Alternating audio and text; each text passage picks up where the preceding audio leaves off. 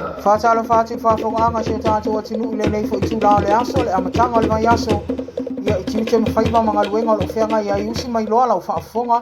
O se whaopoponga le o tātou tala, mai sa moe pe o le masani ai, i e tau tua le a lau loa pe. Ua whaamaunia mai ato a whaale pāse se o le pasi le ana malanga i lau mosa oil tae aon le la. Le olo o manu a tinga ina le whale mai tele i mato tua.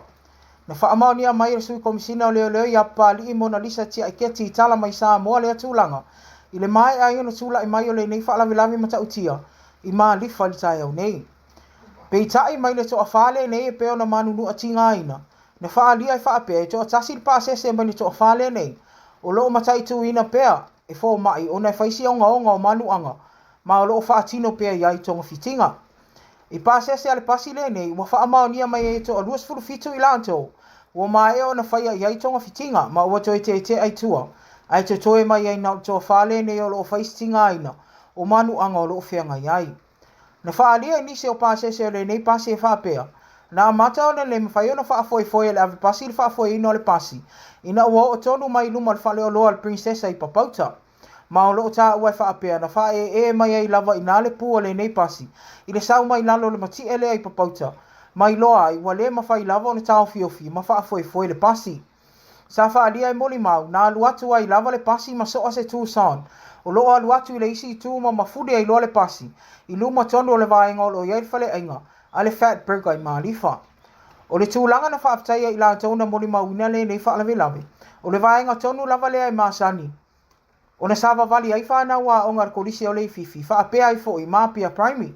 Ai o le tūlanga i whaaftaia ai. O lo tū ua onga nei. Mo le kuata le nei. O le teimi nei o ele i whaia ni mori anga leo leo e whaasanga i le ali ave pasi. Na whaafoe ina le nei pasi. Ma o lo o masalo mia o tā ofi o le pasi wale anga. Lea wa tūla i mai ele nei whaalawe lawe matautia. Ele whato alawe ai lea o se pasi o le nei whale pasi. Mai whaamaumonga leo leo. I tausanga wa tua nai. E tele lava ni whaalawe lawe vea ai pasi nei e lau mosa oi. E au fia ai mase e tasi o pasi. Le ana la vea i tiavi. Mama liwa i se tangata. Ua sa vali atu nei le lima maasina ma le tolu vai aso. Talu ona sa ilia se a ingo se tamae valus fultau sanga le matua o lona soifua. O ia, mai le o mou wai le wha moe si nei a inga mai asau. E ala ia lato sa ili linga ina ia wha apea na toe maua mai, si nei ulu sina. O loo wha mauina o le asos furu whao a perila o tau sanga nei. Le ana sa ilia mai ai tau tai whao ki paua wha avesi, e lona a inga. Mai ui na wha mai asa ili linga leo, mo si nei ta mamatua. Ai leo tu ua ile matala peo le whaita toa le matanga luenga. Mo ilato o lo iloa ni wha amtalanga, i se vaenga na wa ai si nei ta maa. I lunga so ta inga o tusi o fōlinga na wha peo na wha alia ai le afa fine o le atali o le nei ta mamatua. Ia lona wha anuanoanga ma mawhatianga. I le toe wa ai o siona ta mamatua i le lato o hainga. Na tā ue le nei ta maita i walewa tele le i toe wha alongoina siona leo, ai mai se ona fōlinga, ma se avenga ma mawhale ai si o lato o hainga i aso uma. I tustu singa lava anisi o le ainga i lunga o le api o fōlinga o lo tā ua i se tasi o sui le ainga. O lo i aile lato o taitonunga, o lo o malu puipuia se o lato o ta mamatua i awa lo fo le ali. Ma e le mapu aile ta talo i le atua, ina ia toe maua mai o ia ma le manuia. E uia o lo o mai ma tau fia sa ili lingam su enga leo, mo si nei ta mamatua. Ai le o mapu aile wha moe ola si nei ainga, e ala i tustu singa i lunga o penga te whailangi. I talo sanga ina le mamanu le atinu i sos fam talanga lava. E winga si nei ta mamatua. E longo atu i lato. Po so se ofisa o leo. O lo o lata ane. Inisi o tala o tuina mai se pepa o fam talanga mai le matanga luenga o tuperisi i tanga o le masina le nei le tau o le penisini. Ma o le a whailea ma avenga ma mawhai le au whaita a vale afi. O le tau fau lewa iai nei le penisini, mai le tolu tā la luas fulu sene sa iai, lewa tolu tā la fast food tolu sene, lewa si iti ai nei mo le masina le nei o ke topa.